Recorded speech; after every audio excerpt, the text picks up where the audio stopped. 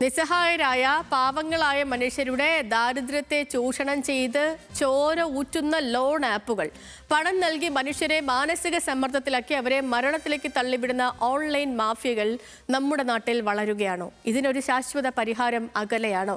ഈ വിഷയമാണ് ഇന്ന് ലീഡേഴ്സ് മോർണിംഗും കാര്യമായി തന്നെ ചർച്ച ചെയ്യാൻ പോകുന്നത്. നമുക്കൊപ്പം ഇക്കാര്യത്തിൽ ആധികാരികമായി സംസാരിക്കാൻ ADGP S. ശ്രീജിത്ത് നമുക്കൊപ്പം ചേരുന്നു. ലീഡേഴ്സ് മോർണിംഗിൽ നമുക്ക് അദ്ദേഹത്തെ സ്നേഹത്തോടു കൂടി സ്വാഗതം ചെയ്യാം. ഗുഡ് മോർണിംഗ് സർ, സ്വാഗതം. ഹലോ മലയാളത്തിലേക്ക്.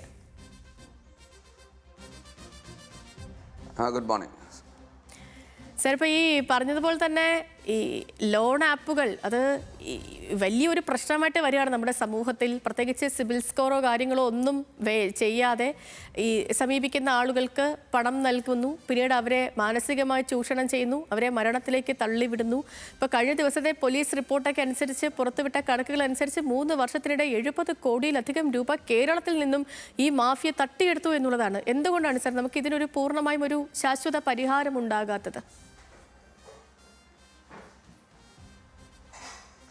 ആദ്യമായിട്ട് നമ്മൾ ഈ പ്രിവെൻഷനാണ് ഫോക്കസ് ചെയ്യേണ്ടത്. കാരണം ഇതിനകത്ത് ഏകദേശം 15,115 പെറ്റീഷൻസ് നാഷണൽ ക്രൈം റിപ്പോർട്ടിംഗ് പോർട്ടലിൽ രജിസ്റ്റർ ചെയ്തതിന് ശേഷം കേവലം 284 പേര് മാത്രമേ FIRുമായിട്ട് മുമ്പോട്ട് പോകാൻ താല്പര്യപ്പെട്ടിട്ടുള്ളൂ.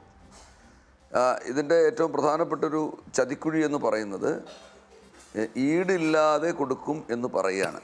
ഈടില്ലാതെ കൊടുക്കും എന്ന് പറയുമ്പോൾ ആൾക്കാർ പെട്ടെന്ന് പണം ആവശ്യമുണ്ടെന്ന് തോന്നുന്ന മലയാളികൾ മാത്രമല്ല ഇതര സംസ്ഥാനക്കാരുമുണ്ട്. പക്ഷേ നമ്മൾ മലയാളികളുടെ കാര്യമാണ് കൂടുതൽ ശ്രദ്ധ കേന്ദ്രീകരിക്കുന്നത്.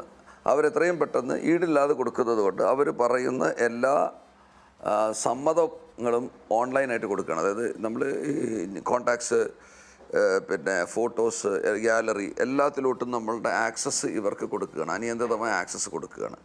ഈ ആക്സസ് നമ്മുടെ പ്രൈവസിയും നമ്മുടെ സ്വകാര്യതയും നമ്മുടെ സ്വച്ഛതയുമാണ് അവിടെ ഈടായിട്ട് വെക്കുന്നതെന്ന് മറന്നുകൊണ്ടാണ് നമ്മൾ പലപ്പോഴും ഇത് ചെയ്യുന്നത്. ഇങ്ങനെ ചെയ്യുന്ന ആൾക്കാരെ കുറച്ച് കഴിയുമ്പോൾ അവർ 60-70% കൂടുതൽ തിരിച്ചടവിന് പ്രേരിപ്പിക്കുക. പലിശ 60-70% വരുന്നത്. അങ്ങനെ വരുന്ന ഒരു സാഹചര്യം വരുമ്പോൾ, കൊടുക്കാൻ പറ്റാത്ത സാഹചര്യം വരുമ്പോൾ ഈ ഡീറ്റെയിൽസ് വെച്ചുകൊണ്ട് ഭീഷണിപ്പെടുത്തുകയും ആ ഭീഷണിയുടെ നിഴലിൽ നിന്നുകൊണ്ട് ആൾക്കാർ നിസ്സഹായരായിട്ട് അവർ പറയുന്നതെല്ലാം ചെയ്യേണ്ടി വരുന്നൊരു സാഹചര്യത്തിലേക്ക് എത്തുകയാണ് ചെയ്യുന്നത്. ഇതിന് വളരെ കരുതലോടെ നീങ്ങേണ്ട ഒരു സാഹചര്യം. നമ്മൾ ഡിജിറ്റൽ അറസ്റ്റ് എന്നുള്ളൊരു ഡിജിറ്റൽ തട്ടിപ്പ് കുറേ കാലം കണ്ടു. ഇതിപ്പോൾ ഇല്ലയെന്ന് പറയാൻ പറ്റില്ലെങ്കിലും ഒരു പരിധി വരെ അതിന് നിയന്ത്രണം വന്നിട്ടുണ്ട്. അതുപോലെ വളരെ ആർജവത്തോടു കൂടി ബോധവൽക്കരണം ഞങ്ങൾ നടത്തുന്നുണ്ട്. പക്ഷേ അതിനനുസരിച്ചുള്ള പ്രതികരണം ജനങ്ങളുടെ ഭാഗത്തും കൂടെ ഉണ്ടായേ പറ്റുള്ളൂ. മാധ്യമങ്ങൾ ഇത് ടേക്കപ്പ് ചെയ്യുന്നതിൽ വലിയ സന്തോഷമുണ്ട്. നിങ്ങളിത് ജനസമക്ഷം എത്തിച്ചിട്ട് ഈ കാര്യങ്ങൾക്ക് അറുതി വരുത്തേണ്ടതാണ്. നിശ്ചയമായിട്ടും ഈ പറഞ്ഞ പോലെ ഇപ്പം കെണിയിൽ അകപ്പെട്ട് കഴിഞ്ഞ് ഈ പരാതി നൽകി കഴിഞ്ഞാലും പിന്നീട് അത് ഈ കേസ് തന്നെ മുന്നോട്ട് പോകാതെ ഒരിടത്ത് സ്റ്റക്ക് ആകുന്നത് പലപ്പോഴും കണ്ടിട്ടുണ്ട് സാർ. അത് എന്തുകൊണ്ടാണ്? ഈ പോലീസിനുള്ളിലും എന്തെങ്കിലും പരിമിതി ഉണ്ടോ? അതേപോലെ തന്നെ ഇപ്പോൾ അങ്ങ് പറഞ്ഞതുപോലെ ഒരു വശത്ത് പോലീസിന്റെ ബോധവൽക്കരണം നടത്തുന്നുണ്ട്, എന്നാൽ മറുവശത്ത് പുതിയ ഇരകളും ഉണ്ടായിക്കൊണ്ടിരിക്കുകയാണ്. ഞാൻ പറഞ്ഞല്ലോ, ഈ FIR ഇട്ട് പൂർണ്ണമായി പോലീസുമായി സഹകരിക്കുന്ന കേസുകൾ വരുമ്പോൾ നമുക്ക് ബുദ്ധിമുട്ടുകളില്ല. ഈ പലപ്പോഴും ഈ ഇരകളുടെ ഭയം എന്ന് പറഞ്ഞു കഴിഞ്ഞാൽ പോലീസിനെ സമീപിച്ചാൽ പോലും അവർക്ക് രക്ഷയുണ്ടാവില്ല എന്നുള്ള രീതിയിലുള്ള ഭയപ്പാടാണ്. ഇത് പലപ്പോഴും ഈ കേസുകൾ ഞങ്ങൾ പിടിച്ചു കഴിഞ്ഞ് അന്വേഷിച്ച് ചെല്ലുമ്പോൾ കാണുന്ന ഇതിന് വേണ്ടിയിട്ട് വലിയ കോൾ സെൻറ്ററുകൾ നടത്തുന്ന സ്ഥാപനങ്ങൾ ഗാസിയാബാദിലും മറ്റ് പല സ്ഥലങ്ങൾ ഹൈദരാബാദിലും ഒക്കെ ആയിട്ട് ഇങ്ങനെ കേസുകൾ ഞങ്ങൾ പിടിച്ചിട്ടുണ്ട്. ആ പിടിച്ച കേസുകളിൽ വലിയ കോൾ സെൻറ്റർ, വലിയ സ്റ്റാർട്ടപ്പ് അല്ലെങ്കിൽ ഒരു സോഫ്റ്റ്വെയർ ഫേം നടക്കുന്നു എന്നുള്ള വ്യാജേനയാണ് ഇവർ നടത്തുന്നത്. യഥാർത്ഥത്തിൽ മറ്റുള്ളവരുടെ രഹസ്യ വിവരങ്ങൾ ശേഖരിക്കുകയും അവരെ വിളിക്കുകയും അവരെ പ്രലോഭിപ്പിക്കുകയും അവർക്ക് എങ്ങനെയെങ്കിലും പണം കൊടുത്തിട്ട് അവരെ ചതിക്കുഴിയിലാക്കുകയാണ് അവിടെ ചെയ്തുകൊണ്ടിരിക്കുന്നത്. അപ്പം നമ്മൾ തീർച്ചയായിട്ടും ഇതിനകത്ത് പെട്ടുപോയി കഴിഞ്ഞാൽ പെടാതിരിക്കാനായിട്ടുള്ള ശ്രമങ്ങൾ എല്ലാവരുടെയും ഭാഗത്തുണ്ടാവണം. ഒരു കാരണവശാലും ഇത്തരം ആരും നമുക്കൊന്നും വെറുതെ തരില്ല എന്നുള്ള ഒരു ബോധം മലയാളിക്കുണ്ടാവണം. അഥവാ പെട്ടുപോയി കഴിഞ്ഞാൽ എത്രയും പെട്ടെന്ന് പോലീസിനെ സമീപിക്കുക, അവരുടെ ബാങ്കിൽ വെരിഫൈ ചെയ്യുക. അപ്പോൾ പലപ്പോഴും ഇതിനകത്ത് സിംബോക്സ് എന്ന് പറഞ്ഞ നിയമവിരുദ്ധമായൊരു പ്രക്രിയ. സിംബോക്സ് എന്ന് പറഞ്ഞാൽ ഒരുപാട് സിമ്മുകൾ ഒന്നിച്ച് പ്രവർത്തിപ്പിക്കുന്ന രീതിയിലാണ് ഇതിൽ കോൾ വരുന്നത്. അപ്പോൾ അന്താരാഷ്ട്ര കോളാണെന്നൊക്കെ പറഞ്ഞിട്ട് വരുന്ന കോളുകൾ ചിലപ്പോൾ ലോക്കൽ നമ്പർ ആയിരിക്കും. ആദ്യമായിട്ട് ചെയ്യേണ്ടതെന്ന് പറഞ്ഞാൽ ഈ ലോക്കൽ നമ്പറിലേക്ക് തിരിച്ച് വിളിച്ച് നോക്കിയാൽ ഈ നമ്പർ ലഭ്യമായിരിക്കില്ല, 90% ലഭ്യമായിരിക്കില്ല. ഇനി ലഭ്യമാണെങ്കിൽ പോലും ആ കേസുകളിൽ ബാങ്കുകളെ സമീപിക്കുക, നമുക്കറിയാവുന്ന നമ്മുടെ ബാങ്കുകളെ സമീപിക്കുക, പോലീസിനോട് അന്വേഷിക്കുക. അതിന് ശേഷം മാത്രം മുമ്പോട്ട് പോകാൻ പാടുള്ളൂ. ആർക്കും നമുക്കിപ്പോൾ RBI ലൈസൻസ് ചെയ്തിട്ടുള്ള ഒരുപാട് ധനകാര്യ സ്ഥാപനങ്ങൾ കേരളത്തിലും ഇന്ത്യയിൽ എല്ലായിടത്തും ഉണ്ട്. ആ സ്ഥാപനങ്ങളിലൂടെ മാത്രമേ, ഒന്നുകിൽ ഒരു NBFC ആയിരിക്കണം, അല്ലെങ്കിൽ ഒരു ഷെഡ്യൂൾ ബാങ്ക് ആയിരിക്കണം, അല്ലെങ്കിൽ ഒരു നാഷണലൈസ്ഡ് ബാങ്ക് ആയിരിക്കണം. ഈ സ്ഥാപനങ്ങളിലൂടെ മാത്രമേ എന്തെങ്കിലും ധനപരമായിട്ടുള്ള ക്രയവിക്രയം നടത്താൻ പാടുള്ളൂ എന്നുള്ള അവബോധം സാമാന്യ ജനങ്ങൾക്ക് ഉണ്ടാകണം. എളുപ്പം കിട്ടുന്ന പൈസ എല്ലാം ചതിക്കുഴിയുള്ളതാണ് എന്നുള്ളത് തിരിച്ചറിഞ്ഞുകൊണ്ട് വേണം ഈ കാര്യങ്ങളിൽ മുമ്പോട്ട് പോകാൻ. അഥവാ ഇങ്ങനെ പെട്ടുകഴിഞ്ഞാൽ എത്രയും പെട്ടെന്ന് പോലീസ് സമീപിക്കുക. ഞങ്ങൾ ജാഗരൂകരായി കണ്ണു നട്ടുകൊണ്ട് നിങ്ങളുടെ ഓരോ ഇങ്ങനെയുള്ള എന്തെങ്കിലും പ്രശ്നത്തിന് വേണ്ടിയിട്ട് അടിയന്തരമായി ഇടപെടാൻ തയ്യാറായിട്ട് നിൽക്കുകയാണ്. ഞങ്ങൾ പൂർണ്ണമായും ഇതിൻ്റെ രഹസ്യ സ്വഭാവം, ആൾക്കാർക്ക് ചിലപ്പം ഇത് പുറത്ത് പറയാനുള്ള ബുദ്ധിമുട്ടാണ്, രഹസ്യ സ്വഭാവം സൂക്ഷിക്കാൻ ബാധ്യസ്ഥരാണ്, അങ്ങനെ ചെയ്യുന്നുണ്ട്, അവർക്ക് ബുദ്ധിമുട്ട് വരില്ല. ഈ ഡേറ്റ പോലീസിന് സമീപിച്ച് കഴിഞ്ഞു കഴിഞ്ഞാൽ എത്രയും പെട്ടെന്ന് നമുക്ക് പരിഹാരം ഉണ്ടാക്കാൻ പറ്റുന്നൊരു വസ്തുതയാണ്.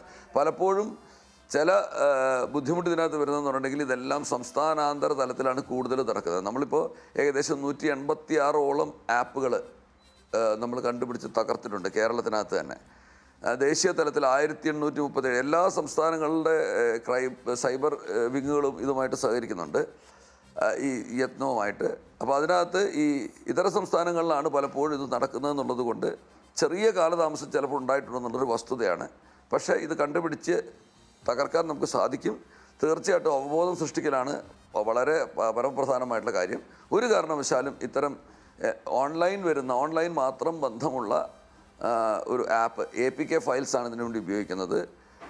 നമ്മുടെ എന്താ പറയുക, നമ്മുടെ സാധാരണ പ്ലേ സ്റ്റോറിൽ നിന്ന് ഡൗൺലോഡ് ചെയ്യുന്ന ആപ്പുകളായിരിക്കില്ല. അവർ പ്രത്യേകമായിട്ടൊരു ലിങ്ക് അയച്ചു തരും. ആ ലിങ്ക് തരുന്നത് ഡൗൺലോഡ് ചെയ്യുമ്പോൾ തന്നെ ആൻഡ്രോയിഡ് പാക്കേജ് കിറ്റ്സ് എന്ന് പറഞ്ഞ APK ഫയൽസ് വരുമ്പോൾ അതിനകത്ത് ഇത്തരത്തിലുള്ള ഈ ഫോണിലേക്ക് ഒളിഞ്ഞു നോക്കാനുള്ള സൗകര്യം കൂടിയുള്ള ആപ്പുകളാണ് അവർ തരുന്നത്. ഇത് മനസ്സിലാക്കാതെ നമ്മൾ ഈ ഓൺലൈനായിട്ട് ഇതിനകത്ത് പോയി പെടുന്നതാണ്. ഒരു കാര്യം തീർച്ചയായിട്ടും ചെയ്യേണ്ട ഒരു കാര്യം എന്ന് വെച്ചാൽ, ആൻഡ്രോയിഡ് ഫോണുകളാണെങ്കിൽ പ്ലേ സ്റ്റോറിൽ നിന്ന് ഡൗൺലോഡ് ചെയ്യുന്ന ആപ്പുകൾ വഴി മാത്രമേ ഇൻ്റർനെറ്റിൽ എന്ത് വ്യവഹാരവും നടത്താൻ പാടുള്ളൂ. പിന്നെ ഇത്തരത്തിലുള്ള വ്യവഹാരമെല്ലാം സ്വന്തം ബാങ്കിലൂടെയോ അല്ലെങ്കിൽ ധനകാര്യ സ്ഥാപനങ്ങൾ സർക്കാർ അംഗീകരിച്ചിട്ടുള്ളതിലൂടെ മാത്രം നടത്താനായിട്ട് ശ്രദ്ധിക്കണം എന്നുള്ളതാണ് ജനങ്ങളോട് പറയാനുള്ളത്. ഓക്കെ സാർ, ഇപ്പം ഇത് വലിയൊരു ശൃംഖലയാണ്. ഇതിൽ കേരള പോലീസിന് ഒരു അന്വേഷണ ശൃംഖല എങ്ങനെയാണ്, ഈ സംഘത്തിൻ്റെ സ്വഭാവം എങ്ങനെയാണെന്ന്, ഈ ഓൺലൈൻ മാഫിയയുടെ അവരുടെ ഒരു സ്വഭാവം എങ്ങനെയാണെന്നാണ് കേരള പോലീസിന് ഇതുവരെയുള്ള കേസുകളിൽ നിന്ന് മനസ്സിലാക്കാൻ കഴിഞ്ഞിട്ടുള്ളത്? ഞാൻ നേരത്തെ പറഞ്ഞല്ലോ, നമ്മളിപ്പോൾ ഈ കേസുകൾ ഏത് പോലീസ് സ്റ്റേഷനിൽ കൊടുക്കാം. സാധാരണഗതിയിൽ അതാത് പോലീസ് സ്റ്റേഷനുകളിൽ തന്നെ രജിസ്റ്റർ ചെയ്യും, അല്ലെങ്കിൽ അവിടെയുള്ള സൈബർ പോലീസ് സ്റ്റേഷൻ, ജില്ലാ തലത്തിലുള്ള സൈബർ പോലീസ് സ്റ്റേഷനിൽ കേസ് രജിസ്റ്റർ ചെയ്യും.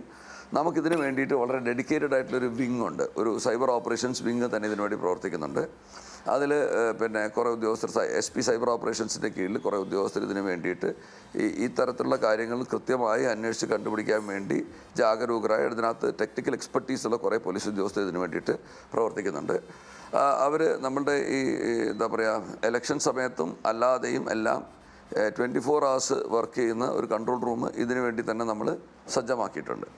അപ്പോൾ ആ കൺട്രോൾ റൂമിൽ പ്രവർത്തിക്കുന്ന ഉദ്യോഗസ്ഥർ വളരെ ശക്തമായി തന്നെ ഇതര സംസ്ഥാനങ്ങളിലെ പോലീസുമായി ബന്ധപ്പെട്ട് ഈ കാര്യങ്ങൾ പെട്ടെന്ന് തന്നെ മുമ്പോട്ട് കൊണ്ടുപോകുന്നുണ്ട്.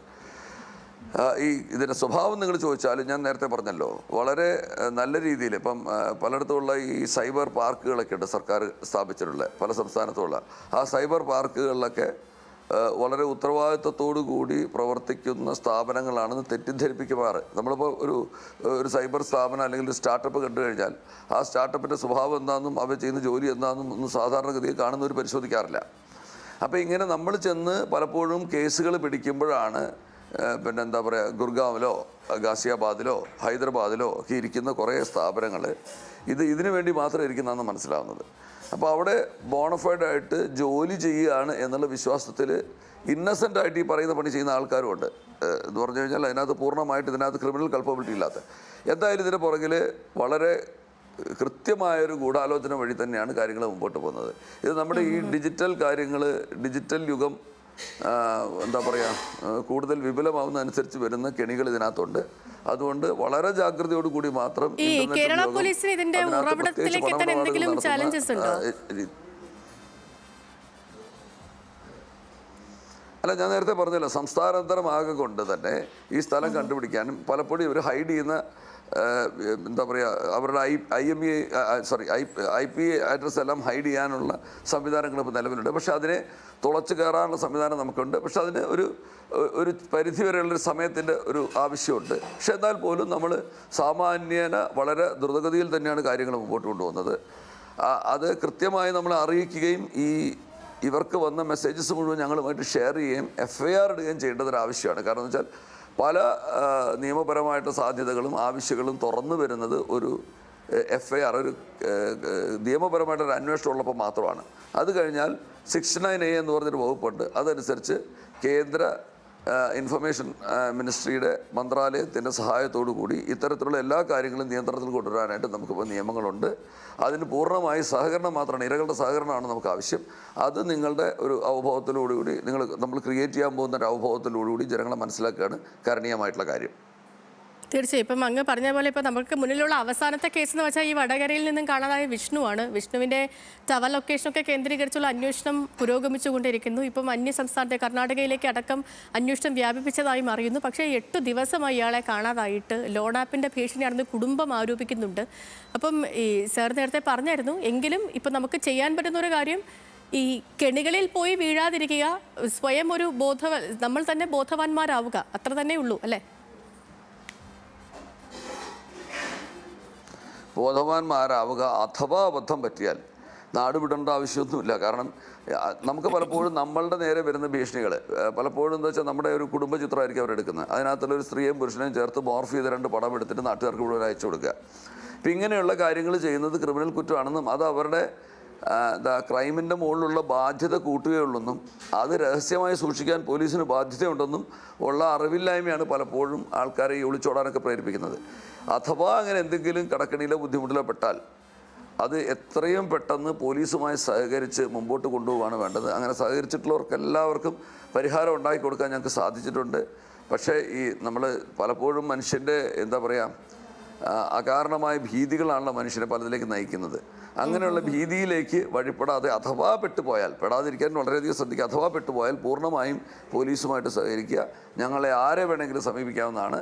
സൈബർ പോലീസ് സ്റ്റേഷൻ സമീപിക്കാവുന്നതാണ്. എന്നെ വ്യക്തിപരമായി തന്നെ സമീപിക്കാവുന്നതാണ്. ഇതിന് പരിഹാരം ഉണ്ടാക്കി കൊടുക്കും എന്നുള്ളതാണ് എനിക്ക് പറയാനുള്ളത്. ഒരു കാര്യം കൂടി ഇത്തരണത്തിൽ പ്രസ്താവിച്ചുകൊള്ളട്ടെ. ഇതിനിടയിൽ ഈ ഓൺലൈനായിട്ട് രജിസ്റ്റർ ചെയ്തിട്ട് RBIയുമായിട്ട് ലൈസൻസ് ഉള്ള ചില സ്ഥാപനങ്ങളുടെ പരാതികളും കൂടി ഇതിനിടയിൽ കയറി വരുന്നുണ്ട് ചിലപ്പോൾ. അത് ശ്രദ്ധിക്കണം. കാരണം നമ്മൾ കൃത്യമായി ഒരു NBFC അല്ലെങ്കിൽ RBIയുടെ രജിസ്ട്രേഷനുള്ള ഒരു സ്ഥാപനത്തിൽ നിന്ന് എടുക്കുന്ന ലോൺസിന് നമ്മൾ കൃത്യമായി അടച്ചേ പറ്റുള്ളൂ. നമ്മൾ എടുക്കുന്ന ലോൺ അടയ്ക്കാതിരിക്കാനുള്ളൊരു സംവിധാനമായിട്ട് ആരും ഇതിനെ കാണരുത്. എന്നാൽ ഇത്തരത്തിലുള്ള ലോൺ ആപ്പുകൾ വഴിയുള്ള ലോൺസ് എല്ലാം തന്നെ വ്യാജവും എന്താ പറയുക, നിയമവിരുദ്ധമാണെന്നുള്ള തിരിച്ചറിവ് വേണം. അങ്ങനെ വിട്ടുപോയിട്ടുണ്ടെങ്കിൽ തീർച്ചയായിട്ടും ഞങ്ങളെ സമീപിക്കണം. സമീപിച്ച് അതിന് പരിഹാരം ഉണ്ടാക്കി കൊടുക്കാൻ ഞങ്ങൾ ബാധ്യസ്ഥരുമാണ്. ഓക്കെ. അപ്പം thank you so much for joining with us, sir. സാറിന് നല്ലൊരു ദിവസം കൂടി ആശംസിക്കുകയാണ്. Thank you. ഓക്കെ. പ്രിയപ്പെട്ട പ്രേക്ഷകരെ, ഇപ്പം ADGP ശ്രീ S. ശ്രീജിത്ത് പറഞ്ഞതുപോലെ തന്നെ ഈ ലോൺ ആപ്പുകൾ അത് മനുഷ്യർക്ക് ഈ പറഞ്ഞ പോലെ നമ്മളിപ്പം സാധാരണ ഒരാൾ ഒരു ആവശ്യവുമായിട്ട് നമ്മളൊരു ബാങ്കിൽ ഒരു ലോണിന് വേണ്ടി സമീപിച്ചാൽ നമ്മൾ കുറച്ചധികം പ്രൊസീജിയർ വഴി കടന്നു പോകേണ്ടി വരും. കൃത്യമായ രേഖകൾ കാണിക്കണം, സിബിൽ സ്കോറൊക്കെ ഉറപ്പാക്കണം, അങ്ങനെ തുടങ്ങി കുറേ അധികം ഈ ബാങ്ക് പ്രൊസീജിയറുമായി ബന്ധപ്പെട്ട് നമ്മൾ 2-3 ദിവസമൊക്കെ കയറി ഇറങ്ങേണ്ടി വരും. അതേസമയം ഈ ആപ്പുകൾ, ലോൺ ആപ്പുകളാണെങ്കിൽ ഇതൊന്നും അവർക്ക് ബാധകമേ അല്ല. നമ്മൾ ചോദിക്കുന്ന പണം മിനിറ്റുകൾക്കുള്ളിൽ നമ്മുടെ കൈകളിലേക്ക് എത്തുകയാണ്. സ്വാഭാവികമായിട്ടും മനുഷ്യൻ അത് വാങ്ങും, അവരുടെ ആവശ്യങ്ങൾ നടത്തും. പിന്നീടാണ് ഇവരുടെ തന്ത്രം എങ്ങനെയാണ്? മനുഷ്യനെ മാനസികമായി ഇല്ലാതാക്കുന്നു.